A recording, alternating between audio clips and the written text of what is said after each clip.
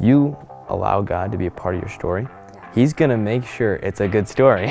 He's got your back. He's gonna make sure that everything's gonna be okay. Many times He takes you into the hero's journey where you get down into that bottom part, the pit of despair, where it feels like things are just gonna fail. And that's the moment, especially in the entrepreneur journey, where many jump out. They just say, I can't do this. And if they'll just push a little bit further, they discover more strength and more blessings than I think they'd ever expect. No matter how many walls you feel like you're hitting, always keep going forward.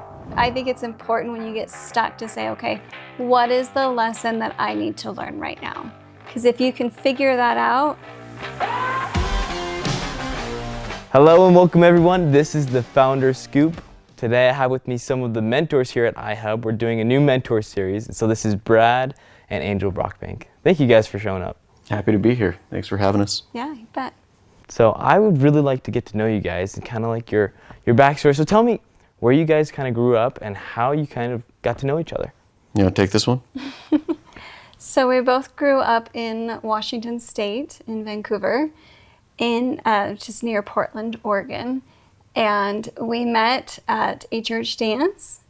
And I actually liked his buddy at the time. Oh no. Buddy didn't like me, which is fine. So he decided to, long story short, he decided to take over and see if I would dance with him. So yeah, we went to the dance to tell her to that he wanted to focus on academics and wrestling and didn't have time for a girlfriend. And so when I saw her, I was like, dude, you're an idiot. She's gorgeous. And he's like, I just want to focus on the academics and wrestling. I said, can I go dance with her? And he's like, phew. And then it was all over from there, right? nope. What happened? He was a player, so I was very skeptical and guarded and careful. But I had a reputation. He had a reputation for a good reason. And but we just became close. We did technically date for 2 weeks in high school, but he held my hand and that was just way too much, so I broke it off. and then So how old were you guys when you met then? I was 14 at the time and he Wow. was 15. But then since we went to high school together, he actually changed high schools to come and be at my high school. And so when we were 16, we officially dated for a few weeks. And then we were just, after we broke up, we had to become friends because we had the same group of friends and we were in 2 choirs together and seminary. So we saw each other all the time. So after we got over the initial weirdness, we just became really close. And he went off on his mission and I went to BYU. And we wrote letters through his mission. And I'm going to skip a bunch for time's sake. And so he came home in March and we got married in May. So it was actually like less than 2 months after he got home.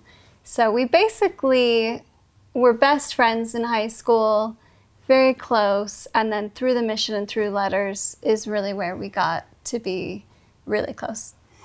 And for all those missionaries out there listening, she did your jaw on me. No way. And then Whoa, how'd you recover? Through a series of miracles, we were able to figure out how to. It was my response.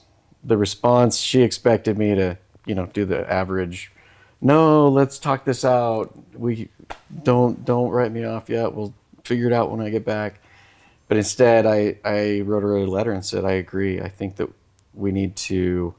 We've always leaned on each other through high school, and it's interesting because during those conversations and that time that we were best friends, we would talk about all the other relationships we were having, and we kind of crafted and cultivated the exact spouse that we wanted. And it was kind of a cool experience. So when she wrote the Dear John, I said, I agree. We need to lean on the Lord and trust Him, and show Him that we can focus on Him and not just each other. I think that was the first time in my life, honestly, that I gave something that was like security to me, and I gave it to God and said, I'm going to give this up and give it to you and trust you. And I just remember that being like one of the hardest decisions I've ever made.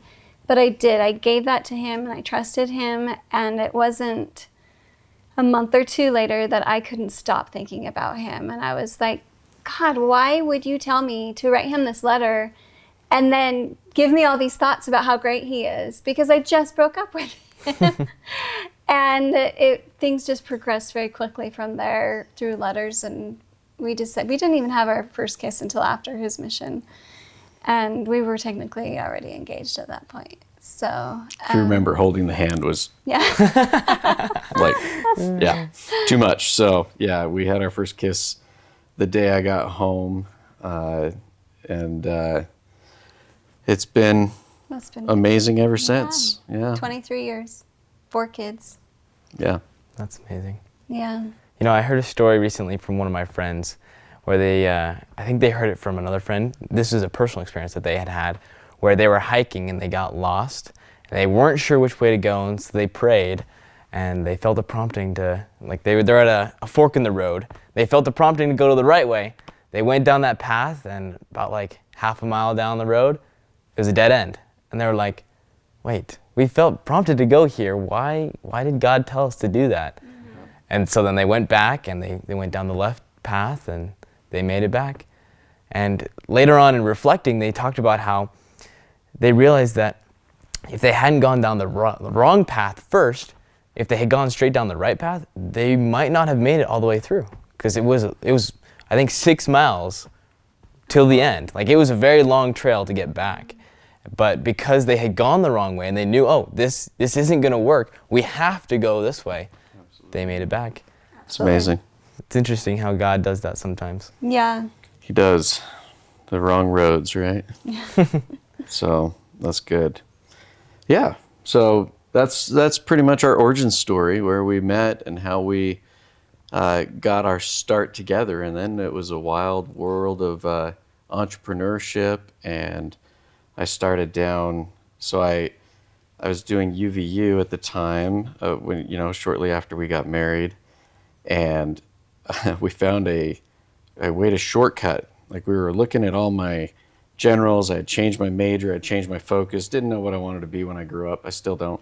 But we ended up finding a general. It was an Associates of General Studies. And I had enough credits to pass and get that degree. And then we had found there was a special program that allowed me to start working towards a master's degree without the bachelor's. So it was like a matriculation program. Like a jump start kind of? Yeah. So we started into that, and then probably a year or so into it, we had moved to Dallas, Texas, and my boss came and said, hey, I need you here. I need you focused. And so I jumped ship, and I remember saying something to the effect of it with Angel, like, I'm done. Like, I'm never going back to school ever again. And as cool as I thought that was at the time, I had no idea the world I was setting myself up for in entrepreneurship and the struggles of trying to launch a business and trying to be your own boss and not having had all the classes that the MBA would have otherwise brought. However, I now have a PhD from the School of Hard Knocks, and nice. It's pretty good. So it's been a wild journey for us. We're excited to tell you a little bit about it today. So what was your occupation then at that time? At the time, we had focused mostly on startup. I was helping startups figure out how to set up the business for success with software, with systems, processes. Really focused a lot on the service delivery that businesses needed to have, because they had really nailed all their product part, right? Yeah. They spent all their time, R&D, money in getting the product right. But then on the execution end of delivering and supporting those products, we found a major opportunity to be able to come in and help those businesses find a lot more success based upon the way they delivered. And so that's where I was focusing a lot of my efforts and time, at the time. So you were a business consultant. Were you doing this while you were in school as well? And that's kind of why you took the jump? I had worked with a number of different companies. I've had in those early days, man, I was jumping jobs. You would have thought I was, I don't know, like literally when they say couldn't figure out what he wanted to do. I moved jobs at one point. I was going to a new job every 3 to 6 months. Wow. And we've held probably over 20 different jobs, like 1099 or W-2 jobs through all of those. And you know, I'm sure a lot of the story will resonate with some of your listeners where I was made promises. If you hit these benchmarks, we'll make you a vice president. And I'd go crush those goals and numbers. And then they'd be like, oh, we had no idea you were going to do it so quickly. We can't move you into that position, but just hang in there for another 12 months and then we'll move you. And I got that over and over. And I told people, like, look, I'm going to hit your numbers fast. Are you sure? Yes, absolutely. We can and we will. And then it wouldn't. They'd just have reasons. And so we finally decided, you know what? I'm tired of working for people. It's time to go to work for ourselves. That's amazing. And what were you doing at this time as well? So I started mostly in like customer service, and I had some really great opportunities, started to run customer service teams, and one of which was actually here in Utah Valley, and that was Chatbooks. And so I ran that team. I started as one of the very first support members, and then quickly created training, became the manager, and then became the director. And I had over 100 customer service agents on my team throughout the whole US, and they were all remote. And it was my dream job. It was so fulfilling. I absolutely loved every part of it. I think my favorite part was truly getting to know my team, and they felt like family, and being able to inspire them, mentor them, and help them to reach their goals. And so that really fulfilled me. And so that lasted about 8.5 years. And then after that, I decided to do, well, and a little bit during that, I was doing some consulting for my boss's friends and such, that they were doing different companies. So he would have me go help them with setting up their customer support teams. And so after Chatbooks, I decided to take that model and go find companies that needed help. So I created a consulting company, and I've helped a lot of companies to start remote teams and to also like reconstruct their customer support, create trainings and things like that. So that's been really, really fun to do.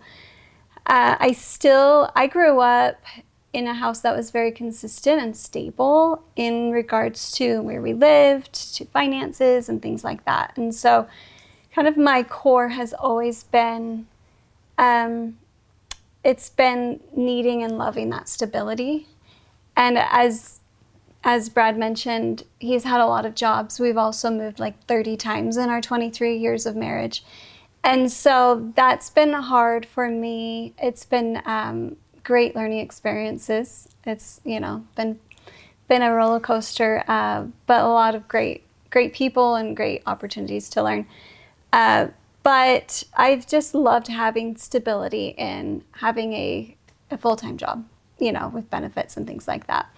So the last 2-3 years, something like that, I've been kind of going from consulting to having a full-time job, and kind of going back and forth, trying to figure out what I want and what I can handle emotionally and monetarily. And so just recently, I was having a great desire to work for myself and not have this full-time job, but it's been just like going back and forth and what should I do. And as Brad and I were speaking about it and I was praying about it, I think the biggest thing, and I mentioned this before when I had Dear John, was I didn't want to give up that stability and put it into somebody else's hands. Even though it technically is when you work for anybody else, that stability is absolutely in their hands. But I just loved having that paycheck to count on. And it's scary to take that jump and to trust that God's going to catch you. And so we have in our house, we have a trampoline and an airbag. It's pretty cool setup. But on the airbag, we were inspired to have the phrase, because they were like, you can put anything, it's custom, you can put anything on it. So we decided to have the quote, if you don't leap, you'll never fly. And the other morning as I was praying, I had this image of our airbag. And I was like, oh, okay, wow, it's true, right? Yeah. If I don't leap, I don't have the opportunity to fly. And so that image that I know was given to me by God was like the decision maker for me. And I knew that God was ready for me to put my trust in him and not in a boss or just the idea of having a regular paycheck. So it was challenging because that's my comfort zone, right? And so I was like, I'm to the point though, and I'm honestly so miserable in my job that I would definitely rather put my trust in God than in anyone else. And so I decided to we prayed about it. We went to the temple. We felt very confident that now was the time. And I was very, very excited about that. So yeah, honestly, this last Monday, just 3 days ago, Took the leap. I took the leap. Wow, And it that's has amazing. been a fantastic week. I've gotten so much progress on, I'm on my consulting, as well as I'm also doing day trading. So it's been a fantastic week, and I can just tell that God's like, thank you for your trust. And just like when I wrote He and the Dear John, he gave it back to me tenfold. And I feel like that's what's happening right now, is he's like, all I'm asking for you is to trust me, and I can, make all your dreams come true. But it's a lot of work, and it's not easy to give up that stability and comfort. Yeah. But I know that if we can have God as our partner, then it's not always easy, and it's not always 100% success, but there's a lot of opportunity for growth and opportunity to learn, and he'll catch us. So A friend of mine recently said to me, let God write your story. And that really hit for me, because it just helped me realize that if you allow God to be a part of your story, he's going to make sure it's a good story. He's got your back. He's going to make sure that everything's going to be okay. You just have to trust in him. But many times it takes you into the hero's journey, where you get down into that bottom part, the pit of despair, where it feels like things are just going to fail. And that's the moment, especially in the entrepreneur journey, where many jump out. They just say, I can't do this. And if they'll just push a little bit further, they'd discover more strength and more blessings than I think they'd ever expect. There's a story about a prospecting mine in California back during the gold rush. They were digging and mining. They had done all the geological surveys. All the experts said, this has got to be where the gold is. This is going to be the greatest strike ever. They dug and dug and dug and dug, and they finally gave up because they never hit gold. Never enough to actually finance the business, and they stopped, sold off the assets and the equipment for very little. And the company that came in decided we're gonna dig, and they started digging, and 3 feet in, they had one of the largest gold strikes in the history of the California gold rush. And so 3 feet from gold, they stopped. And I think oftentimes in this journey that Angel's talking about, and that trust and that leap, it's if you believe in what you're doing, and you really are truly making the Lord your companion, and you feel inspired to not give up, to keep pushing, listen to that. Don't let the outside voices. The hardest part in entrepreneurship is really the mind. It's keeping your head on straight, because it is difficult. It is a hard journey. With as many businesses as we've started, we we look at literally, I've failed my way to success. And through each of those failures that didn't work, you could go back and say, well, you thought God was telling you, but you failed. But it's kind of like when I go to the gym and I start lifting, I aim for failure. I'm looking to go until I can't lift anymore. Why? Because that strengthens me. That builds, it tears down the muscle, and then I'm sore and it sucks, but it's how you build strength. And the same holds true in this entrepreneurial journey that all of these listeners are on, is you've got to just believe in yourself. Don't give up. And if you do hit failure and it's like, I got to go get a job. Okay, go get a job for just enough time until you can jump back in and keep pursuing. If you continue to chase after a goal or a dream, how could you end up at 60, 70, 80 years old having pursued that dream with all that you are and not somehow find success? I don't think that the laws upon which the universe hangs allows for that. If somebody else has figured out something similar, then either you're not paying attention and digging down the right paths, or you just haven't gone long enough yet. It will come. And I think it's super important with entrepreneurship to keep steady and having those small wins, but it's all about the consistency and making sure that each day and each week and each month that you're making that progress, even if it doesn't feel like a lot in the day, it adds up. Yep. And that's so important.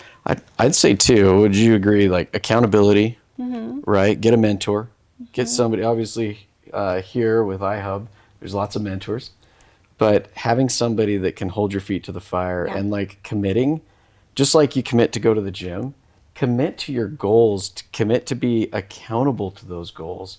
Find some way somehow that there's this element of I have to, otherwise I'll be embarrassed because I have to report that I didn't. Man, that's a huge, Accountability is huge. Huge motivator. yeah. Yeah. And when you're accountable and you're motivated because of that accountability, how can success not end up at your door? For some, it's going to take a little longer, but you just got to bet on yourself.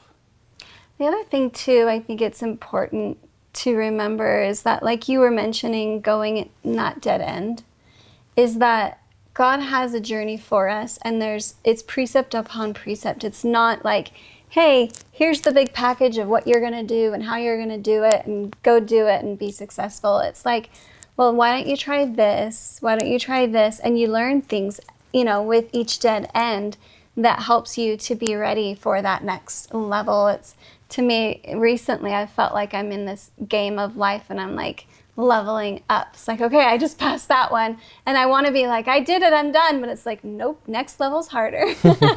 That's life, and that's how God so lovingly helps us to get where we need to go, because we can't go from here to here. We have to take those steps, but all of those steps are challenging, but we learn every time.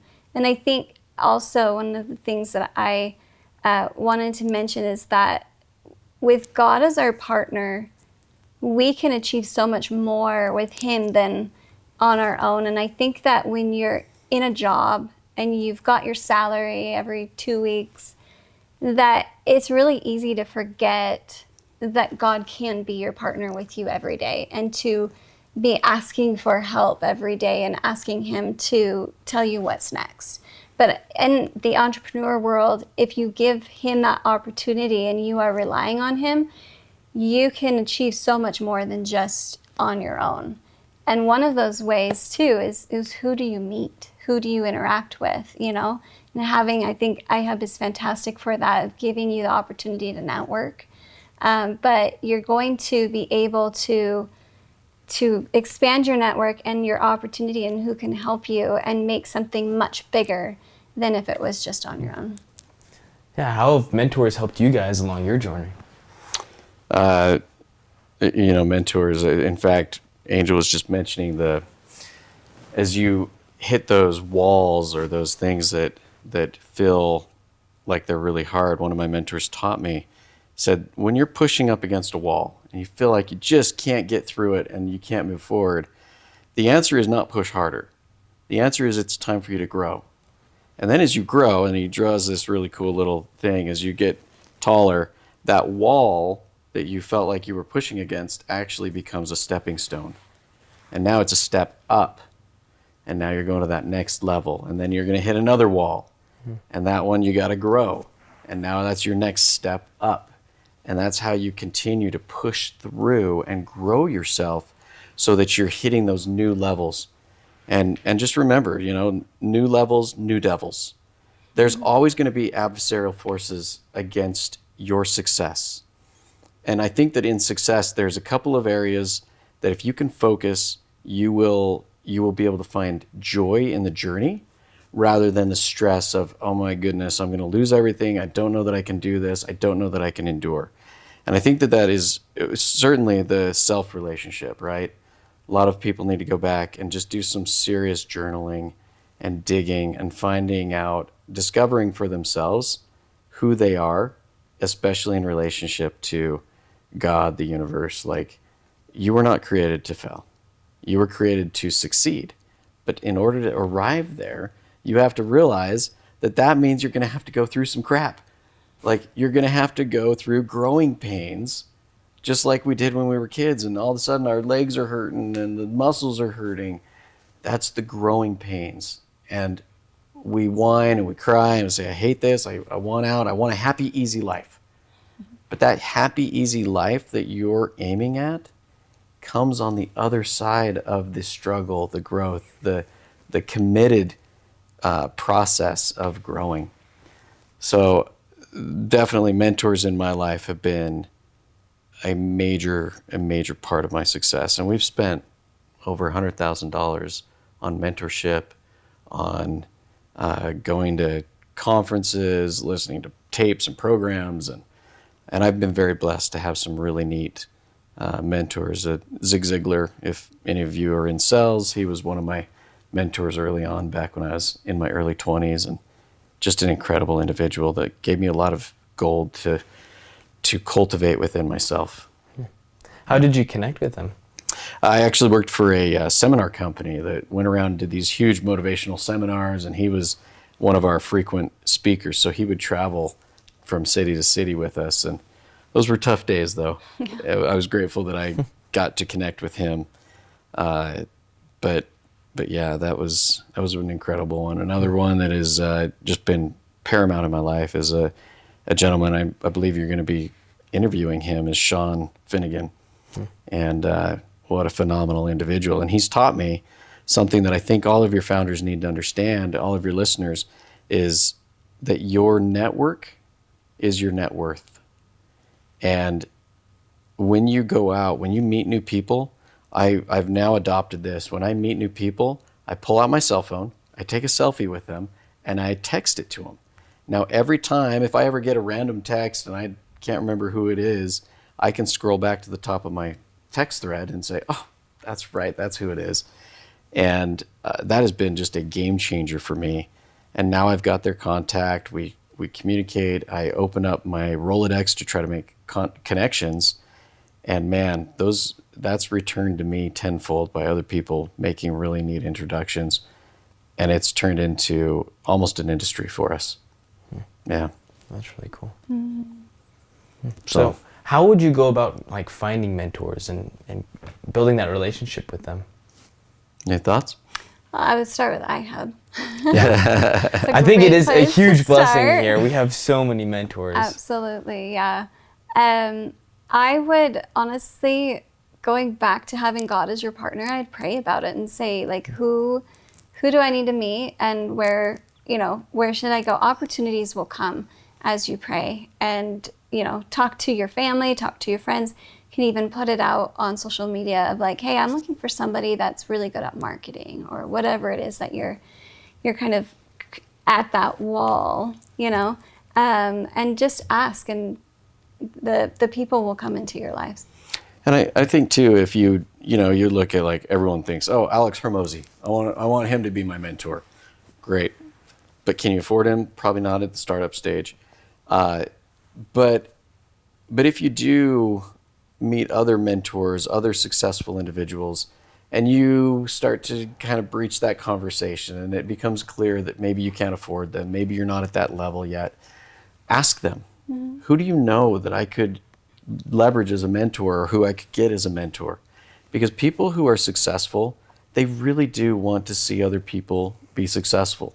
Even if their level isn't an Alex Hormozy level, they're still willing to say, hey, at some point I'd love to be able to mentor you. We're not there yet, but why don't you talk to this individual? Or have you thought about these individuals? Or there's a lot of people out there at all sorts of levels. There's a principle called the freeway principle. It's kind of a cool one. You think about when you're driving down the freeway. Now, I like to drive fast. I'm a fast guy. Driving is one of my things. And no matter how fast I drive on the freeway, there will always be cars ahead of me. And there will also always be cars behind me. And in that drive, if you imagine yourself on the freeway, you're not worried about this comes in imposter syndrome too. This is what I share when people are dealing with the imposter syndrome. Oh, why would anybody listen to me? But when you look in your rearview mirror, all those people behind you, they want to know how you got to where you're at. And the ones up ahead of you, you want to know how they got there, right? So there's this ongoing sliding scale of mentorship that you can look into and tap into and find people.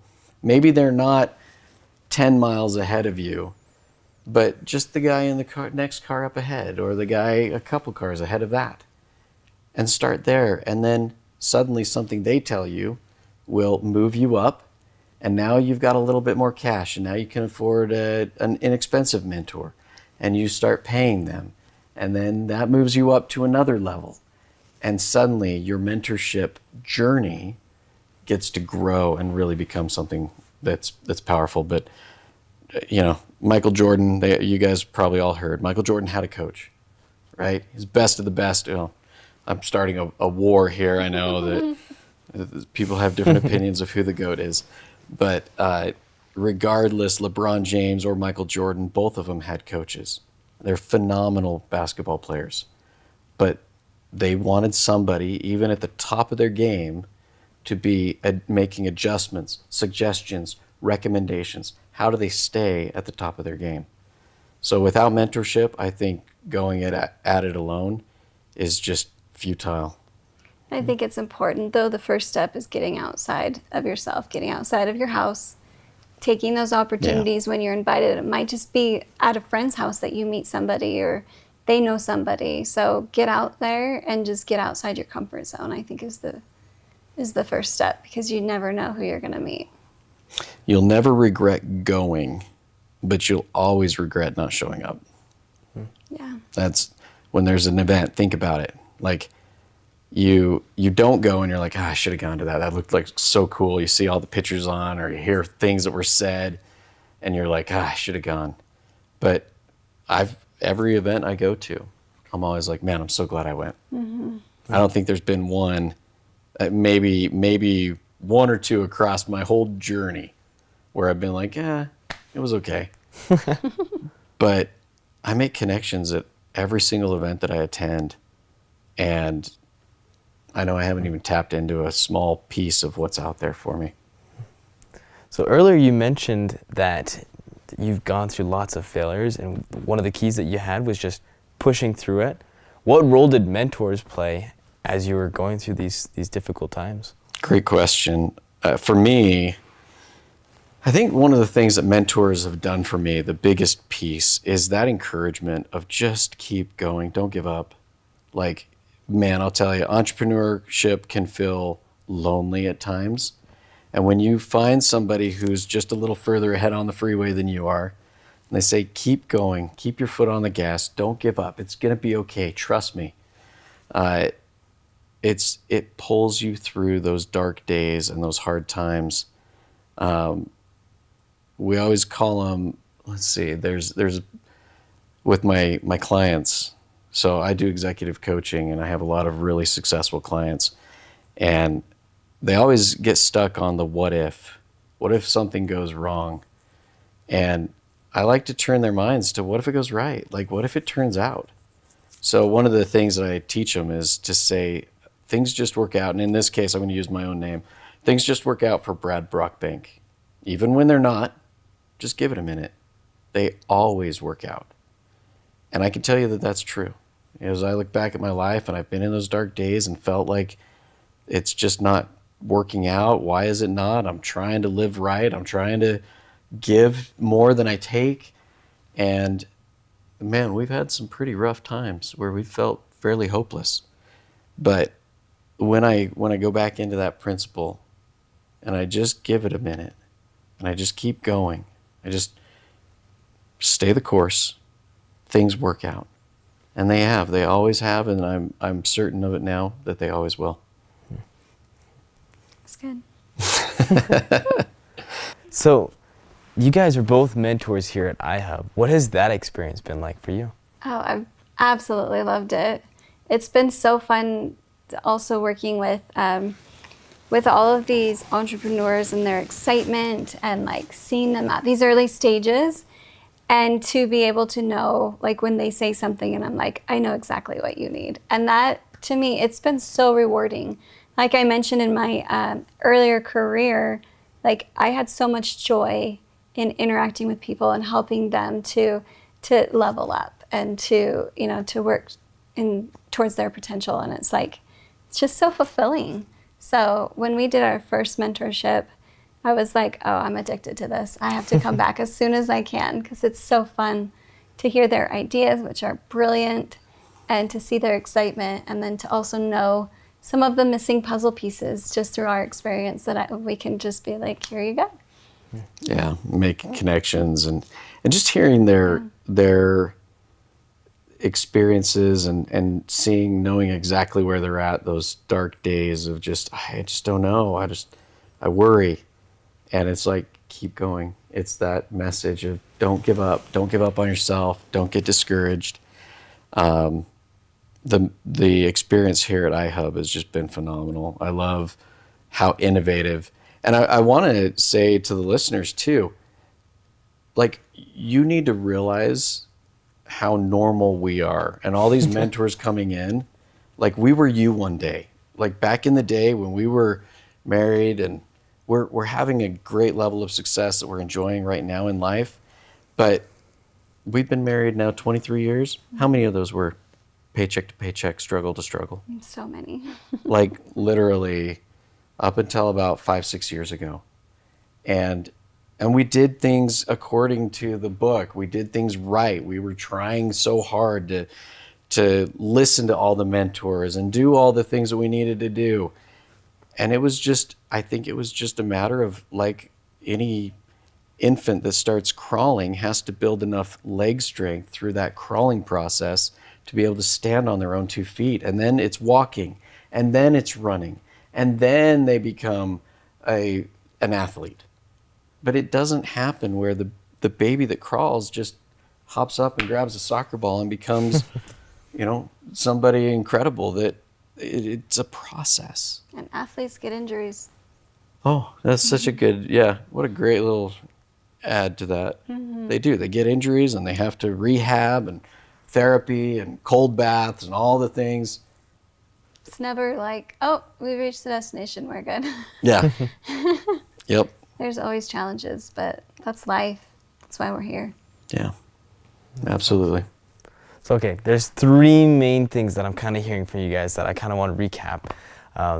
First one, make God your partner. Mm-hmm. Huge key to being successful and enjoying your journey as well. Second thing is like find good mentors and make sure to bring them along on your journey.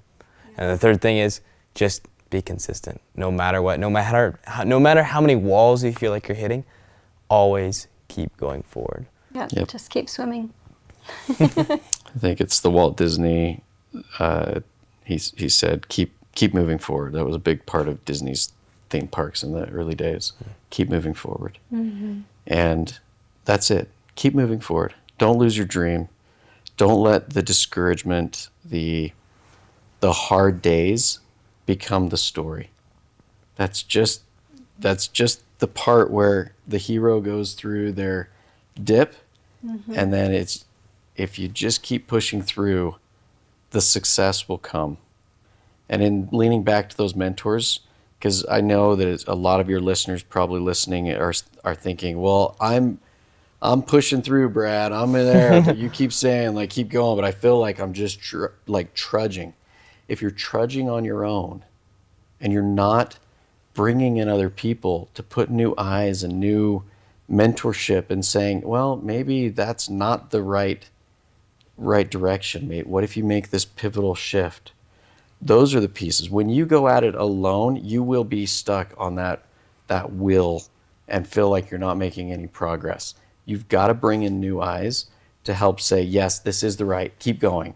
Or, gosh, that's a hard rock you're trying to push up the hill.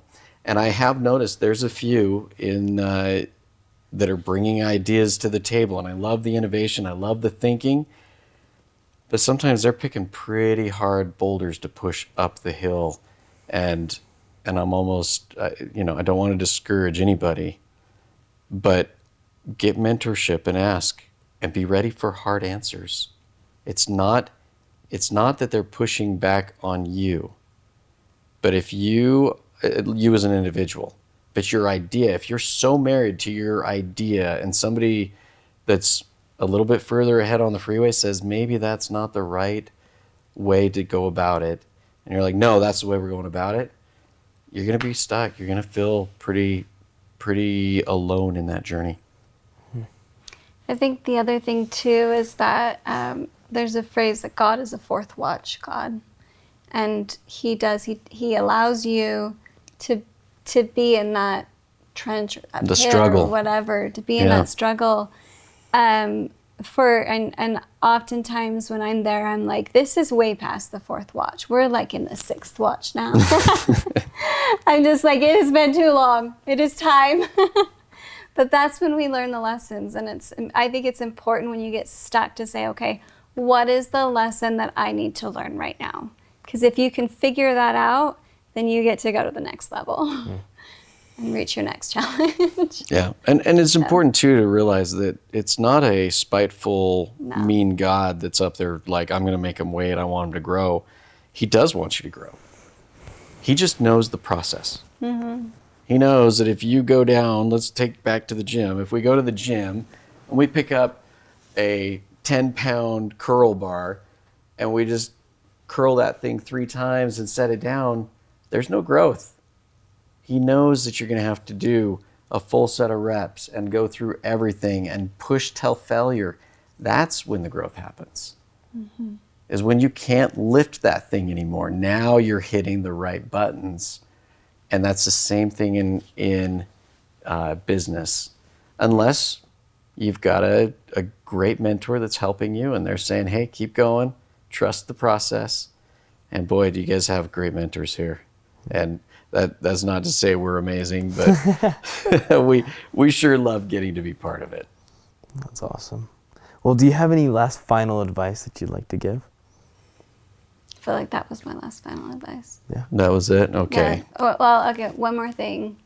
It's kind of similar, but give it to God. I think I saw like a picture or something where this little kid has a teddy bear and their parent has this huge one behind them, and it's like, give me the teddy bear and I'll give you, the huge bear. And that's how it is with God, is like we have to give it to him for him to give us something bigger. And if we can't trust, sometimes I was saying to Brad recently, I was like, I'm to the point where I want to chuck the teddy bear because I hate it so much. And I don't care if there's nothing else there. So you've got to put your trust in God and lean on him to help you and know that he's going to catch you. My last piece of advice is you've got to know yourself. In this journey, if you don't know that you are a son or a daughter of God with divine destiny, he did not send you here to fail. As a mentor and as a coach, This is the largest battle I fight with people who are very, very wealthy. They have like crushed it, grinded, focused on the money, and they've gotten there, and they have millions and millions of dollars. And it doesn't bring them happiness. And I'll tell you the reason why. It's because they don't know who they are. And their relationships are in shambles. Their self-esteem is in shambles. Because the money's tertiary to everything else.